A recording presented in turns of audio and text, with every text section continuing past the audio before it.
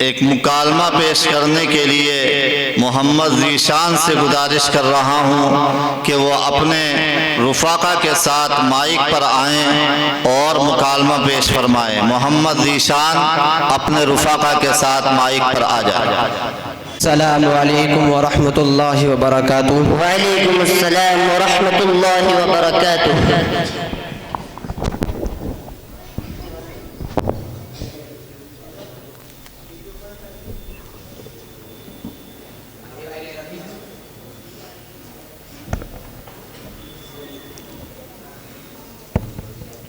ارے میرے رفیق ذیشان، آپ کہاں ہیں؟ کافی عرصے کے بعد آپ سے ملاقات کا شرف حاصل ہوا ہے۔ واقعی میرے دوست اویس، آپ سچ فرما رہے ہیں، ملاقات کو ایک لمبا زمانہ ہو گیا یار۔ کبھی کبھی دوستوں کی پرانی یادیں ستاتی ہیں اور آپ بھی مجھے بہت یاد آتے ہو۔ اس وقت آپ کہاں تشریف لے جا رہے ہیں؟ بھائی، میں اس وقت جامعہ اسلامیہ مدرسۃ الجنہ رامپور کے سالانہ جلسے میں شرکت کا متمنی ہوں۔ سنا ہے کہ وہاں کا جلسہ بہت ہی اچھا اور بڑا ہی دلچسپ ہوتا ہے۔ ہمارے ملک کے بڑے بڑے علماء حق تشریف لاتے ہیں اور اپنے وعظ و نصیحت سے عوام و خواص کو سیراب کرتے ہیں۔ وہاں کے طلبہ بھی بہت ہی دلچسپ اور خوبصورت پروگرام پیش کرتے ہیں جن کو سن کر ایمان میں ایک تازگی پیدا ہوتی ہے۔ اگر ایسی ہی بات ہے تو میں بھی آپ کے ساتھ چلتا ہوں۔ بہت اچھا یار، چلیے، ایک سے دو بھلے۔ میرے بھائی بڑے بڑے علماء کرام بزرگان دین تشریف لائیں گے، اس بہانے ان کی زیارت بھی ہوگی اور پند و نصیحت بھی سننے ملے گی۔ ٹھیک ہے میرے دوست، میں تیار ہوں، لیکن میری بات سنیے۔ سفر چونکہ لمبا ہے اور منزل بھی دور ہے، اور مجھے یہ بھی معلوم ہے آپ ایک اچھے ادارے کے بہت محنتی اور جفاکش طالب علم ہو، اس لیے چلتے چلتے کچھ دینی موضوع پر سوال و جواب ہو جائے تاکہ سفر بھی آسانی سے کٹ جائے اور دینی فائدہ بھی ہو جائے۔ بھائی، یہ تو آپ نے بڑی اچھی تجویز رکھی ہے۔ لگتا ہے کہ آپ بھی طالب علمی کا جذبہ رکھتے ہیں، لہٰذا میں آپ کی نیک خواہش کی قدر کرتا ہوں، اس لیے آپ بے تکلف سوال کریں، انشاءاللہ میں ضرور جواب دوں گا۔ اور سنیے، اگر بالفرض میں آپ کو مطمئن نہیں کر سکا تو پھر میرے ایک دوست ہیں ابوذر، جو اسی ادارے کے ایک باشعور طالب علم ہیں۔ جہاں آپ اور ہم چل رہے ہیں وہاں آپ کے تمام مسائل بآسانی حل ہو جائیں گے انشاءاللہ العزیز۔ چلیے، بہت خوب، ایک تیر دو شکار، پروگرام میں بھی شرکت اور آپ کے دوست سے استفادہ کا شرف حاصل ہوگا۔ بہت اچھا، بہت اچھا۔ میرے دوست، آپ نے سنا ہوگا کہ آج کل ایک بحث چل پڑی ہے اللہ کی ذات سے متعلق۔ جب سے مفتی شمائل صاحب اور جاوید اختر کا مناظرہ ہوا ہے تب سے لوگوں کی زبان پر اللہ کی ذات و صفات سے متعلق تذکرے و تفسیریں بہت زیادہ بڑھ گئے ہیں۔ لیکن یہ بھی ایک حقیقت ہے کہ مفتی شمائل صاحب نے ذات باری تعالیٰ پر جو دلائل پیش کیے ہیں یقیناً وہ سب کے سب صحیح ہیں، لیکن اس میں جو زبان استعمال کی گئی ہے وہ بڑی سخت اور انگلش کے بہت ہارڈ الفاظ استعمال ہوئے ہیں، جس کی وجہ سے عوام ہی کو نہیں بلکہ خاص کو بھی جو فائدہ ہونا تھا وہ نہ ہو سکا۔ میں چاہتا ہوں کہ آپ سہل زبان میں ذات باری تعالیٰ کے بارے میں کوئی دلائل پیش کریں تاکہ مجھ جیسا کم علم طالب علم سمجھ کر عوام کو مطمئن کر سکے۔ میرے بھائی، آپ کی بات بالکل صحیح ہے، لیکن مفتی شمائل صاحب کے بارے میں جو آپ نے اپنا نظریہ قائم کیا ہے وہ ایک رخی معلوم ہوتا ہے، لیکن جب آپ اس کے دوسرے پہلو پر غور کریں گے تو آپ کو ایسا لگے گا جو انہوں نے کیا وہ 100% صحیح کیا، اس لیے کہ مفتی شمائل صاحب نے پوری دنیا کو جو میسج چھوڑا ہے جس سے بڑے بڑے انگریزی دابی دم بخود رہ گئے، وہ یہ ہے کہ ایک عالم و مفتی بھی انگریزی زبان کی دین کی انگریزی زبان میں دین کی صحیح ترجمانی کر سکتا ہے اور دنیا کو حیرت میں ڈال سکتا ہے۔ سنو، خیر، اب میں آپ کو کچھ بنیادی باتیں بتا کر ذات باری تعالیٰ کے بارے میں کچھ دلائل پیش کروں گا انشاءاللہ۔ میرے دوست، دنیا میں جو مذاہب پائے جاتے ہیں ان میں خدا کے وجود کا مشترکہ تصور ہے۔ میرے بھائی، خدا کا وجود ہی انسان کو ایک غیبی طاقت کا مطیع و فرما بردار بناتا اور اس کے اندر جواب دہی کا یقین پیدا کرتا ہے، اور یہ بات اس کو خیر و صلاح اور عدل و انصاف پر قائم رکھتی ہے۔ مگر اس وقت مغربی تہذیب کی بنیادی دعوت خدا پرستی کے بجائے شہوت پرستی پر ہے، اور یاد رکھیے اور یاد رکھیے مسلمانوں، اور یاد رکھیے یہ تبدیلی اور یاد رکھیے کہ یہ تبدیلی اور ترقی اس پہلو کو ملحوظ رکھے، ورنہ اس کے نتائج بڑا خطرناک ہوں گے۔ بدقسمتی سے مختلف صورتوں میں الحاد کسی نہ کسی شکل میں ہماری نئی نسلوں میں بھی بڑھتا جا رہا ہے۔ اس لیے ضروری ہے کہ مسلمان اپنے بال بچوں کی تربیت میں اس پہلو کو ملحوظ رکھیں، ورنہ اس کے نتائج بڑے خطرناک ہوں گے۔ میرے بھائی، اگر غور کریں تو اس کائنات میں ذرہ ذرہ اللہ کے وجود کی دلیل ہے۔ پہلی دلیل، ہم رات و دن اپنی آنکھوں سے دیکھتے ہیں کہ کوئی چیز کسی بنانے والے کے بغیر وجود میں نہیں آتی۔ سوئی سے لے کر جہاز تک ہر چیز کسی ثانی کے ذریعے وجود میں آتی ہے۔ اگر کوئی شخص کسی مکان کے بارے میں دعویٰ کرے کہ یہ از خود بن کر کھڑا ہو گیا ہے تو لوگ اسے پاگل سمجھیں گے۔ آخر یہ وسیع و عریض کائنات کسی خالق کے بغیر کیسے وجود میں آ سکتی ہے؟ قرآن کریم میں اس کی جانب اشارہ کیا گیا ہے، فرمایا کہ اللہ کے بارے میں شک ہے جو آسمانوں اور زمین کا پیدا کرنے والا ہے۔ دوسری دلیل، اس کائنات میں ہر لمحہ تغیر کا عمل جاری ہے۔ ہر دن کے بعد رات آتی ہے اور رات کے بعد دن آتا ہے۔ انسان بیمار پڑتا ہے، پھر صحت حاصل ہوتی ہے، بچہ بڑھ کر جوان اور پھر بوڑھا ہوتا ہے، مختلف مخلوقات پیدا ہوتی ہیں اور پھر موت اور فن سے دوچار بھی ہوتی ہیں۔ اور یہ بھی یاد رکھیے کہ یہ تبدیلی اور ترقی کسی محرک اور عامل کی محتاج ہوتی ہے۔ ایسا نہیں ہے کہ لکڑی کے تختے رکھ دیے جائیں، وہ خود بخود ٹکڑے بن جائیں اور یہ ٹکڑے جڑ کر کرسی یا پلنگ کی صورت اختیار کر لیں۔ میرے بھائی، ہر تبدیلی کے پیچھے کاریگر کا عمل ہوتا ہے۔ یہ بھی اس بات کی دلیل ہے کہ کائنات جو مسلسل تغیر، حرکت و سکون اور ترقی کی منزل سے گزر رہی ہے، اس کے پیچھے ایک طاقت کار فرما ہے اور اسی طاقت کا نام اللہ ہے۔ قرآن کریم میں اسی کو اللہ یوں فرماتا ہے، بے شک آسمانوں اور زمین کی تخلیق میں اور شب و روز کی گردش میں عقل سلیم والوں کے لیے اللہ کی قدرت کی نشانیاں ہیں۔ تیسری دلیل، میرے دوست، آپ غور کریں گے کہ اس کائنات میں جو چیزیں پائی جاتی ہیں وہ اپنے مقررہ کام میں مشغول ہیں، اور آپ یہ بھی دیکھیں گے کہ ان کے درمیان ایک خاص قسم کا توازن و ارتباط ہے۔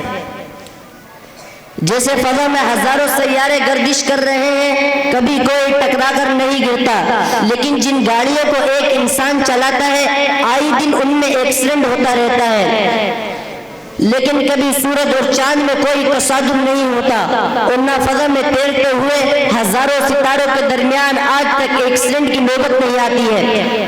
اس سے یہ بات ثابت ہوتی ہے جب تک کوئی ایسی ذات موجود نہ ہو جو حکمت کے ساتھ کائنات کی تمام مخلوقات کو کنٹرول میں رکھتے ہوئے ان سے کام لے، تب تک یہ نظام برقرار نہیں رہ سکتا۔ خدا کے بغیر اس نظام کے چلتے رہنے کا دعویٰ کرنا بالکل ایسا ہی ہے میرے دوست جیسے کوئی شخص یہ کہے کہ جہاز اور ٹرین بغیر کپتان اور ڈرائیور یا الیکٹرانک کنٹرول کے خود بخود چل رہے ہیں۔ اللہ تعالیٰ نے قرآن کریم میں اس کی جانب اشارہ کیا گیا ہے، اشارہ کرتے ہوئے فرمایا سورج اور چاند مقررہ حساب سے چل رہے ہیں، اور ایک جگہ فرمایا بے شک ہم نے ہر چیز کو ایک مقررہ اندازے کے مطابق بنایا ہے۔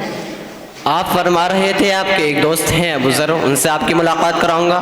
لگتا ہے ابھی آپ کو سیرابی نہیں ہوئی، کچھ تشنگی باقی ہے۔ بھائی، آپ تو جانتے ہیں کہ علم کا پیاسا کبھی سیراب نہیں ہوتا، اس کی تشنگی بڑھتی ہی جاتی ہے۔ آج مجھے بہت اچھا لگ رہا ہے۔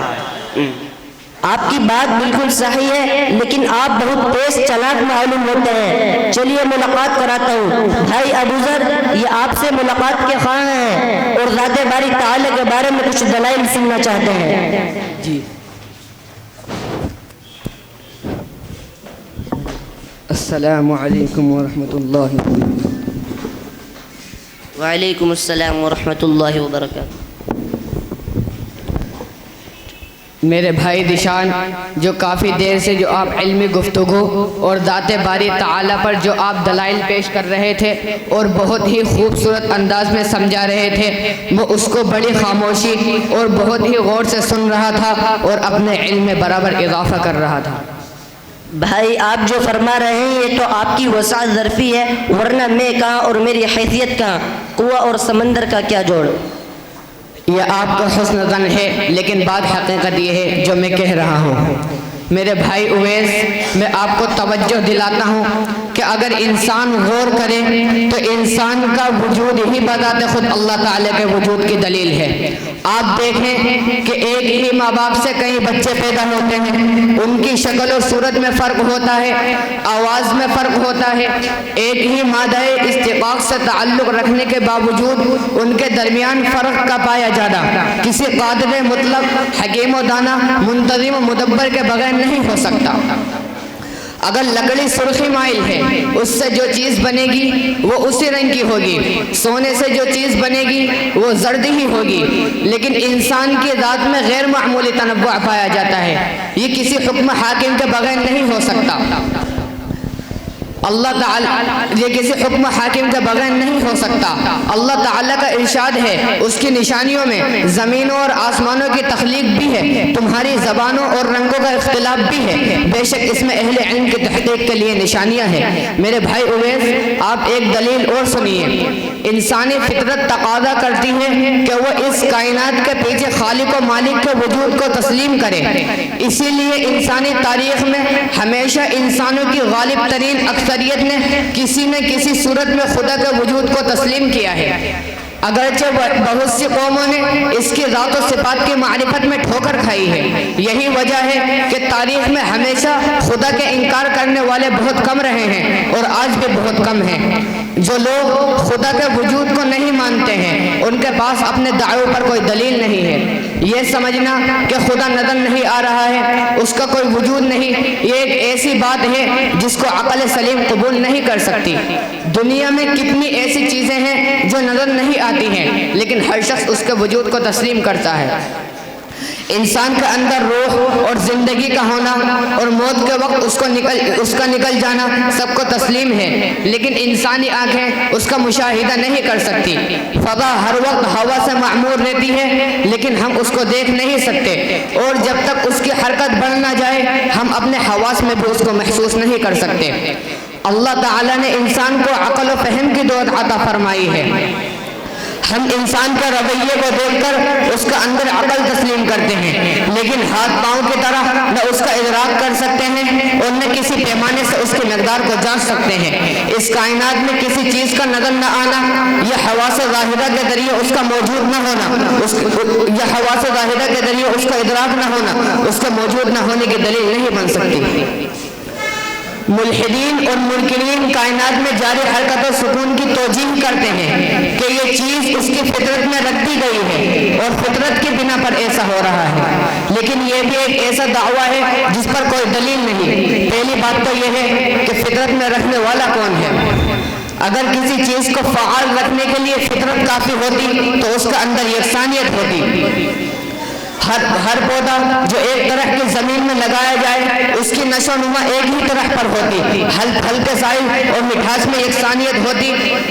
ہر شوہر اور بیوی جس میں ماں باپ بننے کی صلاحیت ہے ضرور ماں باپ بنتے، لیکن ہم دیکھ رہے ہیں کہ ایسا نہیں ہے، بلکہ مادہ از خود کسی چیز کی تخلیق و تشکیل نہیں کرتا، بلکہ کوئی ذات ہے جس کے حکم سے چیزیں وجود میں آتی ہیں اور مختلف شکلیں اختیار کرتی ہیں۔ یہی پیدا کرنے اور تخلیق کرنے والے کی ذات خدا واحد کی ذات ہے۔ میرے بھائی وقت کافی ہو گیا، مجھے بھی جانا ہے اور اپنے جلسے کے نظام کو بھی دیکھنا ہے۔ ویسے تو اہل علم کے لیے یہ دلائل بہت کافی ہیں، پھر کبھی موقع ملا تو انشاءاللہ اس موضوع پر جم کر گفتگو ہوگی۔ بھائی میں نے کبھی سوچا بھی نہیں تھا کہ آپ جیسے ذی علم حضرات سے اچانک میری ملاقات ہوگی اور میرے علم میں ایک دم اتنا اضافہ ہوگا۔ بھائی میں کبھی آپ کو نہیں چھوڑوں گا، موقع بموقع آپ کو زحمت دیتا رہوں گا اور آپ کا ہمیشہ شکر گزار رہوں گا۔ اللہ حافظ، السلام علیکم ورحمۃ اللہ۔ وعلیکم السلام ورحمۃ اللہ وبرکاتہ۔ مکالمے کی شکل میں جس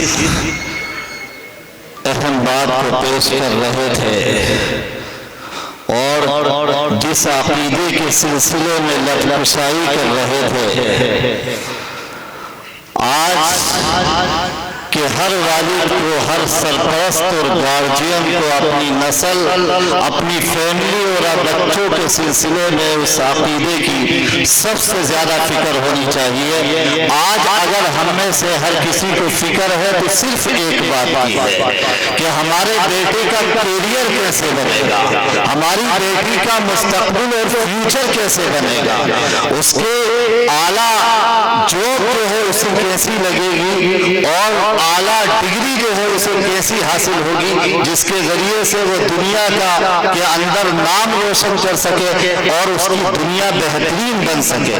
लेकिन दोस्तों, बहुत संजीदगी के साथ जो है इस बात को सुनने की जरूरत है कि इस जिंदगी के बारे में जिसकी उम्र 60, 70 या ज्यादा से ज्यादा 100 साल की है, हर शख्स फिक्र करता है अपनी नस्लों के सिलसिले में, अपने बेटे और बेटियों के सिलसिले में।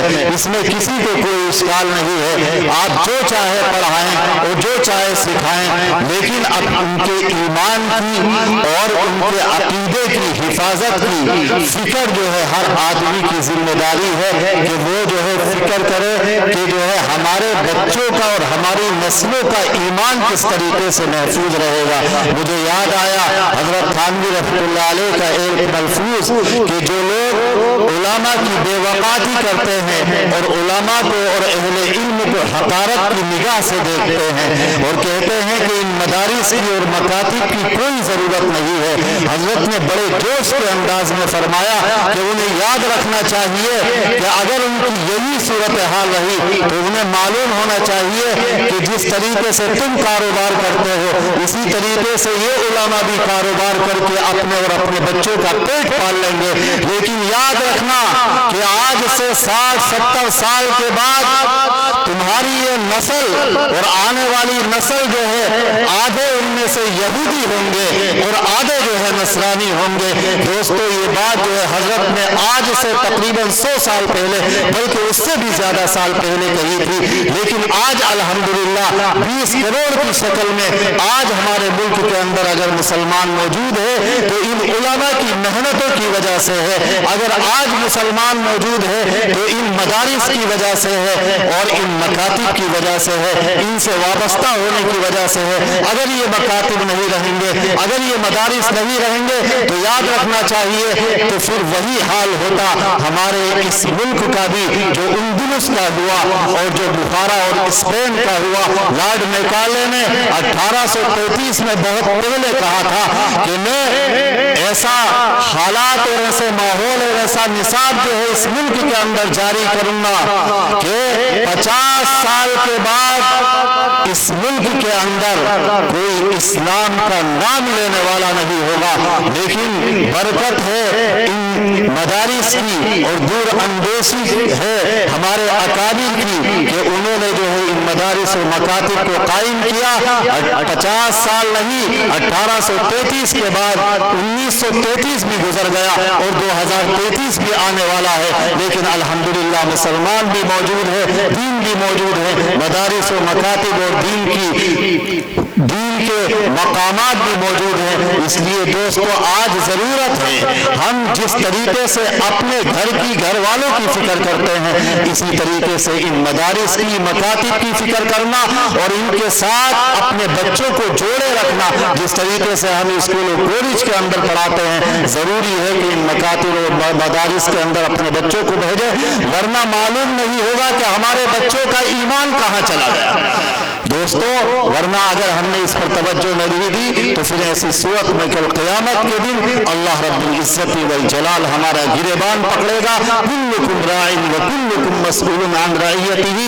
ये दुनिया है, कटती है, कट जाएगी और सबकी कट जाती है, लेकिन मसला जो है आने वाली जिंदगी का है, जो लामहदूद जिंदगी का है, वहाँ की जिंदगी का और वहाँ के मसाइल है। इसलिए अपनी नस्ल की जो है हमें फिक्र करनी चाहिए।